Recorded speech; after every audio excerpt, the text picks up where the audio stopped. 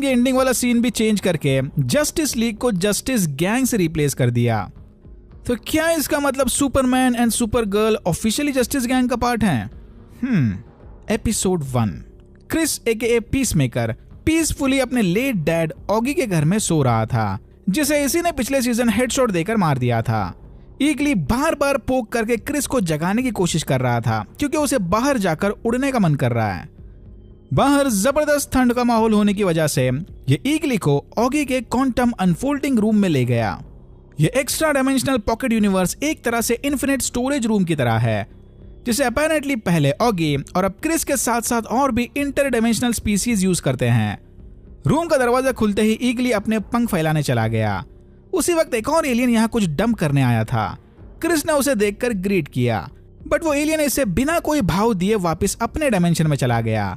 तभी क्रिस ने देखा कि ईगली घूमकर वापस आने की बजाय एक दूसरे दरवाजे के अंदर घुसने की कोशिश कर रहा था। सरप्राइजिंगली ये दरवाजा दिखने में एकदम क्रिस के दरवाजे की तरह था और बाहर अलग अलग वर्जन के पीसमेकर हेलमेट्स भी रखे थे। एक और कमाल की बात, क्रिस ने नोटिस किया कि इसका तो पासकोड भी क्रिस के पासकोड से मैच करता है। क्रिस फौरन लॉक खोलकर इस दूसरे दरवाजे के अंदर चला गया। दरवाजे के पीछे एक आलीशान महल था, जिसके दीवार पर पीसमेकर, व्हाइट ड्रैगन प्लस एक और सुपर हीरो के न्यूज़पेपर कटआउट्स लगे थे, द टॉप ट्रियो। फिर अचानक से वहां ऑगी आ गया। इस अल्टरनेट डायमेंशन वाले ऑगी ने क्रिस से पूछा कि क्या वो फिर से नींद में चल रहा है। ऑगी को अपने सामने जिंदा देखते ही क्रिस डर के मारे भागते हुए वापस अपने ओरिजिनल डायमेंशन में चला आया। 6 महीने बाद एडेबायो क्रिस को पिक करने उसके घर चली गई। क्रिस का जस्टिस गैंग के साथ इंटरव्यू था।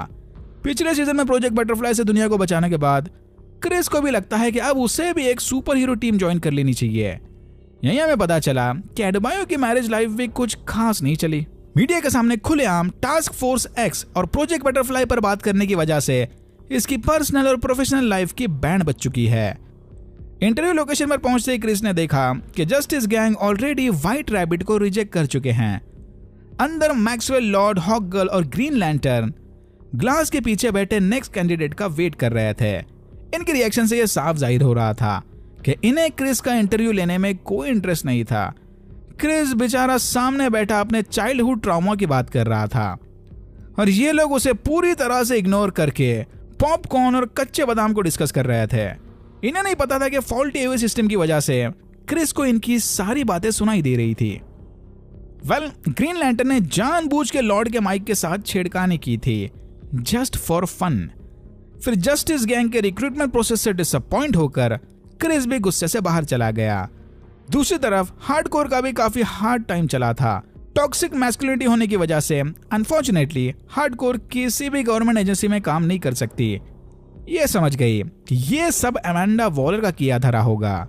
फिर हार्डकोर अपना सारा गुस्सा कार के डैशबोर्ड पर निकालकर घर चली गई, जहां डिसअपॉइंटेड क्रिस उसका इंतजार कर रहा था। दोनों के ही काफी बुरे दिन चले हैं। क्रिस ने देखा कि हार्डकोर तो फाइनेंशियली भी स्ट्रगल कर रही है। कुछ दिनों पहले एक बोर्ड पार्टी में क्रिस और हार्डकोर के बीच कोई कनेक्शन बना था। हार्डकोर ने क्रिस को साफ साफ बता दिया कि वो ज्यादा ना सोचे, उस रात जो कुछ भी हुआ उसे बस एक हुकअप समझकर भूल जाओ, लाइक अ मिस्टेक। हार्डकोर की यह बात सीधा क्रिस के दिल में घुस गई। बस फिर क्या था, सैड क्रिस ने घर जाकर एक बड़ी सी ऑर्जी पार्टी रख दी। फिर नशे में धुत क्रिस पार्टी से निकलकर क्वांटम रूम की तरफ चला गया। क्रिस के दरवाजा खोलते ही आर्गस को क्वांटम रिफ्ट की नोटिफिकेशन पहुंच गई। आर्गस ने इकोनॉमस को क्रिस पर नजर रखने भेजा हुआ था। 6 महीने पहले जब क्रिस ने पहली बार डोर खोला था तब भी इन्हें ग्लिच के सिग्नल्स मिले थे और सुपरमैन इंसिडेंट के बाद आर्गस नहीं चाहते कि एक और क्वांटम रिफ्ट धरती के 2 टुकड़े कर दे। साशा मॉर्डॉक्स ने फौरन इकोनॉमस को कॉल करके बताया कि वो जल्द से जल्द जाकर देखे कि क्रिस के घर में आखिर क्या चला है। यही हमें पता चला कि इकोनॉमस और विजिलेंटी डेली फोन पर बात करते हैं। विजिलेंटी अभी एक रेस्टोरेंट में काम कर रहा था। मॉर्डॉक्स का कॉल आते ही इकोनॉमस फौरन क्रिस के घर में झांकने लगा। इकोनॉमस ने देखा कि क्रिस किसी एक्स्ट्रा डायमेंशनल रूम के दरवाजे पर खड़ा है। इकोनॉमस ने क्रिस की फौरन फोटो ले ली, बट इसने आर्गस को इसके बारे में कुछ नहीं बताया। आर्गस को अभी रिक फ्लैग सीनियर लीड कर रहे हैं। मॉर्डॉक्स ने फ्लैग सीनियर को बताया कि इकोनॉमस क्रिस पर कंटिन्यूअस नजर रखे हुए है, बट इन्हें इकोनॉमस की बातों पर 100% भरोसा नहीं है। अच्छा होगा कि ये वहां बैकअप भी भेजें। बाय द वे, इस वक्त टीवी पर न्यूज चल रही थी कि कुछ मेटा ह्यूमन क्रिमिनल्स बेलरिव और आर्कम की जेल तोड़कर भागे हैं। बेलरिव एंड आर्कम, डैम। यानी डीसी यूनिवर्स का बैटमैन हमें शायद सोचा था उससे जल्दी देखने मिले। एनीवेज, क्रिस अपने डायमेंशन से निकलकर टॉप ट्रियो वाले डायमेंशन में चला गया। क्रिस ने देखा कि इस डायमेंशन में ऑगी के साथ साथ उसका भाई कीथ भी जिंदा है। वो कीथ जो बचपन में क्रिस के हाथों एक फाइटिंग एक्सीडेंट में मारा गया था। क्रिस को घर में देखकर अल्टरनेट ऑगी और कीथ काफी कंफ्यूज हो गए कि इसे तो ब्लूड हेवन में होना चाहिए था। क्रिस थोड़ा जल्दी वापस नहीं आ गया। और हाँ, वो टॉप ट्रियो वाला तीसरा सुपर हीरो क्रिस का भाई कीथ ही है। यानी इस यूनिवर्स में इनकी पूरी family good guys super heroes की है। फिर ये तीनों मैंशन में बैठकर दारू पर चर्चा करने लगे।